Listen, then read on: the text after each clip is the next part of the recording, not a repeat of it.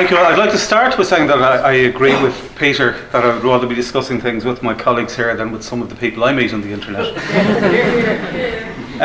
So is theism a reasonable philosophical position? I suggest that the proponents have a few tests to meet on this. Firstly, they have to defend theism and not deism. Theism is the belief that there is a God that not only created the universe, but that loves us, that has a personal relationship with us, that sometimes intervenes in the universe and its workings on our behalf, and that who will communicate morality to us and who will eventually judge us for eternity. Now that's a different argument to the deistic argument, which is that there's a creator of the universe who created the universe and essentially then wandered off and left it to its own devices. So I suggest that for the purposes of tonight, you should be asking if the proponents have met the test of a theistic God rather than a deistic one. The second test is that they must show that theism is reasonable.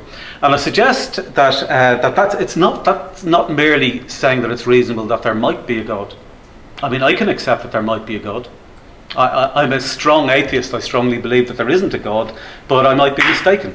I think I think we should always be open to the idea that we should be mistaken. And so I think that the proponents here have to go beyond arguing that there might be a God and have to show that it's reasonable, that on the balance of probabilities at least, that it's more likely than not that there is a theistic God. That's the essence of a reasonable position. The word reason and rational have their roots in the word ratio, and that we should be trying to proportion our beliefs to the currently best available evidence. Faith, on the other hand, is believing things disproportionately to the best available evidence, either because you want to or because you're afraid not to, but it is a different approach and it goes beyond reason. And the third point is, I think our proponents have to show, is that theism is philosophically reasonable. So we're not discussing whether it's a useful belief. We're not discussing whether it's a comforting belief. We're discussing whether or not it's true. As it happens on the other issue, I mean, I think there are numerous studies to show that atheists and secularists are less nationalistic, less dogmatic, less ethnocentric, less racist, less homophobic, more politically tolerant than our religious people. There are numerous studies that show that, on average, there are numerous studies to show that secular liberal democracies have lower murder rates, lower abortion rates, lower sexually transmitted diseases, lower a lot of the social indicators that religion is theoretically thought to protect us against. So even if theism was more helpful and useful to society, which it isn't, that's still not the point that we're discussing tonight. What we've got to argue tonight is what is true, not what is useful. Now, Patrick referred to a couple of things that I think are useful, but I wanted to use a definition that Patrick's used in one of his recent books for the purpose of tonight, because I think it's a reasonable definition to work on. That theology is the elaboration of truths revealed by God and held on faith because they surpass what we can know by natural reason. I think that's a definition that we could probably use as a working definition of theology. And if we use that definition and we ask, can philosophy be used from a rational perspective to support aspects of theology? Certainly it can. But does it make theology reasonable? It doesn't, because theology by that definition would go beyond reason. And that whole debate goes back as far as medieval times in terms of the Augustinian project, when philosophers were and theologians indeed were trying to marry the Christian faith with Greek reason from Greek philosophy. And that project, without going into all the details of it, I mean, ultimately led to a split between theology and the arts because they were ultimately irreconcilable. In terms of another one of the philosophical issues that Patrick touched on, in terms of the difference between kind of internal subjective approaches to the idea of God and external objective approaches, I think from my perspective, I think I have to go for the objective. I think that the subjective in philosophical terms, phenomenological approach is, it's really difficult to distinguish it from hallucinations if you're not going to bring in objective tests as well as a counterbalance to it. I mean, subjectively, I could be Roy Keane or David Bowie, but objectively, I'm not. And also, subjectively, God seems to appear to different people in different subjective guises around the world. So I'm going to be addressing the philosophical arguments from an objective or metaphysical approach. I'll touch on a couple of the things that Peter said. First of all, in terms of all atheists must be agnostic, I think virtually all atheists, Peter, are agnostics and would accept the word agnostics. Agnosticism isn't like a middle ground between theism and atheism. Atheism and theism are about what you believe. I think we probably have some common ground in this. Do you believe there's a God? Do you believe that there isn't a God? I strongly believe there isn't a God. But do I claim to know that there isn't a God? I don't. And on that basis, I'm also an agnostic. So you can be an agnostic atheist or an agnostic theist if you believe what it is that you believe, but simultaneously you don't claim to be able to know that that is the case. I just, as an aside, I just want to touch on one of the things that you said about Richard Dawkins comparing teaching children religion to child abuse. What Richard was talking about there was a woman who had said to him that she had been abused and that she had also been taught about hell, and that she felt that being taught about hell caused more psychological problems for her than the abuse did. So it wasn't just something that Richard was coming up from just as an idea of his own. You talked about the idea of choosing whether or not to believe that there's a God, and on the basis that we don't know. Now, and you said hope for justice, and the idea that you can't bear the idea that people that you knew don't exist or were part of your reasons for making that particular choice. Well, to kind of slightly trivialise it, I'm a supporter of Bohemians Football Club, and football is kind of worse than religion, because you can leave your religion but you can't leave your football club. So I'm kind of stuck with those. We're essentially an amateur club and have recently lost our ground, Daleyman Park, through financial mismanagement. Now I can't know, and you can't know, whether Bohemians are going to win the European Champions League. But I can't just choose to believe, or at least I could just choose to believe that Bohemians will win the Champions League 20 times in succession within my lifetime. It doesn't make it a reasonable belief. It's an absolutely ridiculous belief. And yet it is a slightly more reasonable belief than theism, because it is within the bounds of rules of nature. I'm happy to take a question. I have no idea who these Bohemians are. I assume they're some kind of sporting. They are indeed, yes. The difference between what you're saying and what I'm saying is that your proposition is testable, and the proposition as to whether God is or is not testable, and therefore it's a category error. They're not the same thing. Well, I would suggest that in fact makes it even. Well, I'll come to that in a minute. So suggest that makes it even less reasonable to believe in a God, because choosing to believe in untestable propositions in terms of the specifics is just entirely random. Whereas there are, I'll come to the detail. I'm going to cover this again later on in the talk. But that there are ways of proportioning your belief to the currently best available evidence, even though the ultimate outcome is untestable. In terms of your suggestion that atheists don't want God to exist, my wife died a few years ago of cancer. I'd love to see Anne again. I've no vested interest in there being no afterlife. I've no vested interest in there being no God. It's just where the evidence is leading me. I think, I know you didn't deal with this here, but from being aware of your writing, I think your theism, from my reading of your theism, seems to be based on a kind of traditional civil English Protestantism, which you contrast with the sort of... It's very nice of you to put it like that. It is indeed.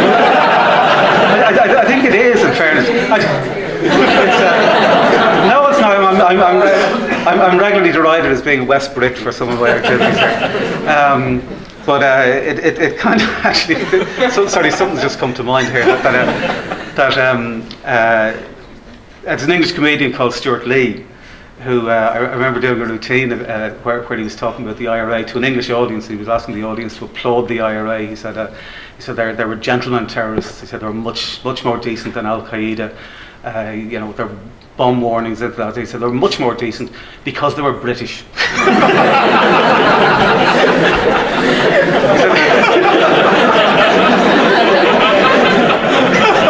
He said they didn't want to be, but they were.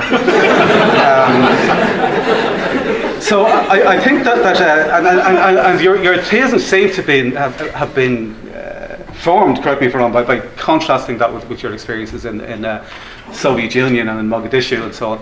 And whereas they were both really bad places, the common factor in those was, in fact, one of them was Islamic, obviously Somalia, but the common factor in those was faith and dogma. And you can apply faith and dogma to communism just as easy as you can to religion. So I think the underlying problem in terms of reason is faith and dogma, is believing things disproportionately to the currently best available evidence, and believing things without questioning.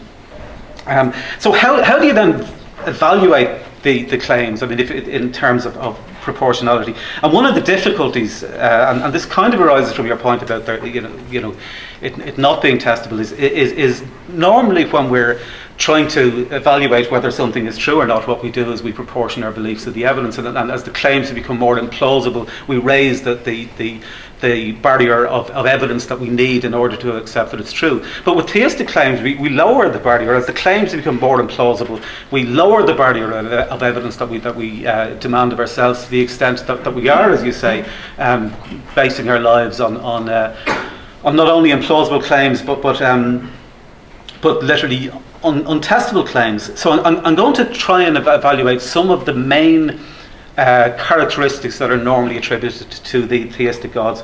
First of all, that it loves us and it has a personal relationship with us, and by us I mean human beings on planet Earth. Now, I think if you look at the scale of the universe, the observable universe is over 100,000 million galaxies, each of which is over 100,000 million stars like our sun.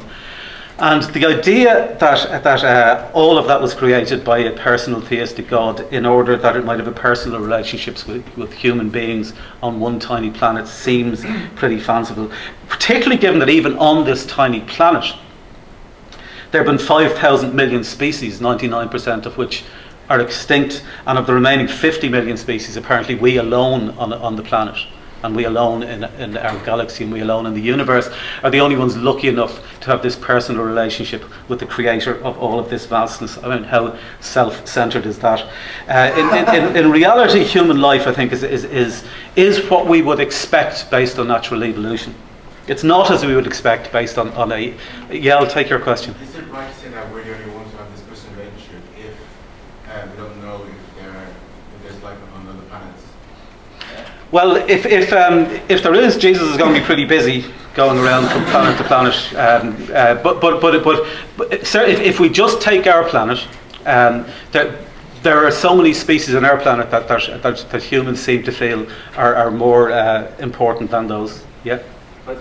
But just to answer, life on our planet is incredible because it doesn't exist. I mean, how can it exist? We're humans. Life on our planet, it never happened. It just doesn't exist because there is another planet Earth, billions of miles away, or hundreds of millions of miles away. So there must be human beings there. We don't know what to be there. It could be Jenny Tots. Okay. Now, if we take this planet here, I mean, in terms of humans on this planet here, and this God that loves us, we can only live on a small part of the planet's surface. That part of it has volcanoes and earthquakes and tsunamis. We can die within minutes of being deprived of oxygen. We can die from birth defects or cancers or ectopic pregnancies or any number of other issues. We can do things that are counterproductive to our survival, and those of us that do the least number of things that are counterproductive to our survival are the ones that survive. Now, all of that is quite consistent with natural evolution, and not so much, I would suggest, proportionally with the idea of a loving God. In terms of God intervening in the working of the universe, He's supposed to do this in a couple of ways. First of all, there's historical ones in scripture, such as drowning everybody on the planet apart from one family because he's upset with himself, or impregnating a virgin in order to give birth to himself, or helping Muhammad to fly on a winged horse, or helping Muhammad to split the moon over Mecca, or appearing in Joseph Smith's hat in order to attire him in magic underwear. Now, of all of these various things that this God intervenes, you'll notice that mainstream Christians will immediately notice the implausibility of the Muslim and Mormon miracles. And you'll notice that Muslims will immediately notice the implausibility of the mainstream Christian and Mormon miracles. And the Mormons are probably falling over laughing at the Scientologists and the Hare Krishnas. So everybody is good at noticing how silly the other religions' miracles are, but not so much their own. Now, there's also alleged modern interventions, such as the miracle cures at Lourdes. Now, you'll notice as well that people will attribute... Yeah, Peter? You're doing that thing that atheists always do. You're confusing the issue of theism with the issue of the characteristics of individual theistic religions. It's a bit illegitimate. I just thought I'd point it out, apart from the misrepresentation of our view of the university did earlier on, but I was speaking of this Protestantism, I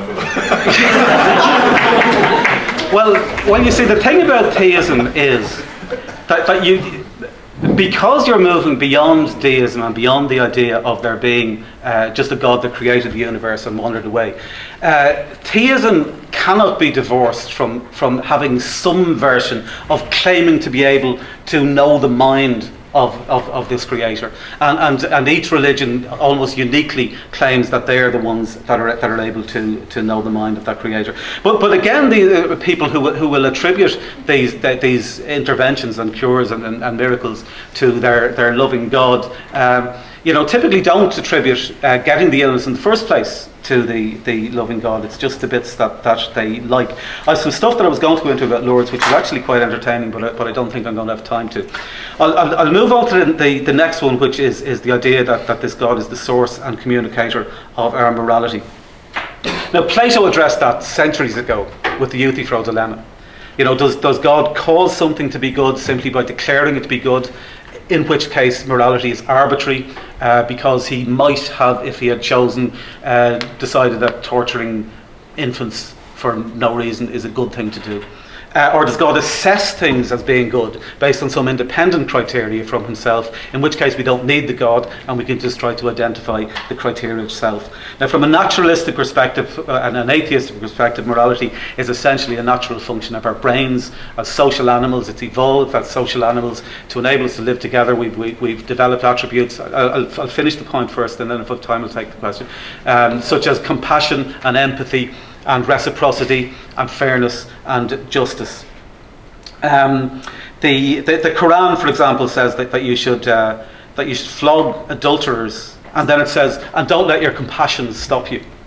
Now, why else would that be there other than when the Quran was being written, that there were Muslims that realised that was an unjust punishment and that it wasn't based on fairness and justice and empathy and compassion. And the fourth issue or the fourth criteria that is attributed to this theistic God is typically is that it will judge us for eternity after we die. I'll try to take your point if I have time after I've made this comment. But there's no evidence, first of all, that we're even going to have an afterlife, never mind that we're going to be judged in an afterlife. We don't yet understand how consciousness works. It's one of three big things that science hasn't figured out yet. Consciousness, nature of consciousness, what happened before the Big Bang, and how life started on Earth. We know how it continued through evolution. We don't know how it started. But we do know that if we shut down certain parts of our brain, that certain parts of our consciousness cease to function. So how could it be the case that if we shut down all of our brain, that our consciousness suddenly, magically, all starts to function again in some imaginary afterlife? And why would it be the case that it's only humans? Why would it be the case that of all the species, that only humans have this supposed immortal soul that is loved by this creature? Again, we have a self-centered, self-serving belief that coincidentally happens to benefit us. Just a concluding statement, maybe. I'll take your question before I make my concluding comments. Well, I was going to go back to the philosophy of the Greeks that you mentioned. Yeah. In Plato's world, he Yeah. divided the world into four. And of that in the 4 sectors, he said there was coarse giants who believe in riches, wealth, ambition, gold and silver, money. The Let's Party Brigade of 2008 crashed. The second people, he said out there, are the gentle giants. The people who believe in the material world. It's testable. It's mathematically physical. It's scientifically chemistry. And you've got empirical science for it. And you've got best available proof. And the rest are testable. And then there's the friends of the forms, which is the sector that there is no proof for, no mathematics for it. There's no science for it. There's nothing that's testable for it. It's the vices and the virtues. Now, if that's a concept, that is a reality that they believed in, it's a possibility that's out there. So beyond that, you don't. And the fourth one they said is there is a monist. Now, you can take it in your material world of that there's a big bang, or you can take it that there's a creator of the universe. But the problem is it benevolent or malevolent? And that's the problem that might be causing in it. But as I said, if you think child abuser, you are going to do what you're going to do to a child abuser, well then you throw the first stone at it. And you be the person that does it. Because in reality, you have the 4 realities. And if you're a philosopher, you abide by all 4, and you work through it, and you try to decide which one might be the reality that we want to live in benevolent or malevolent, depending which way you're going to go. Okay, I don't have time to really respond to that. I'll talk to you about it later on. I'll just conclude by reminding of the test that I suggested that we should use for this, is which is more likely, that this theistic God who loves us, who has a personal relationship with us, who sometimes intervenes in the working of the universe for our benefit, who's the source and communicator of our morality and who judges us for eternity in an afterlife, is it more likely that that creature actually exists, or was he invented by humans as a way of explaining things that we didn't understand at a time that we didn't have the science to understand it? And so I'd say, can philosophy be used to support parts of theology? Yes, it can. Does philosophy make theology reasonable? No, it doesn't. Theology is philosophy plus faith, which brings us beyond what philosophy and reason can justify. Theology is essentially philosophy without rules. It's based on the imagination of theologians. And to believe that everything in the universe happened on the basis of a personal theistic God creating all of this for the benefit of human beings on planet Earth, who coincidentally happen to be us, is so self-centred and so arrogant to claim that I ask you to agree that theism is not a reasonable philosophical stance. Thank you very much.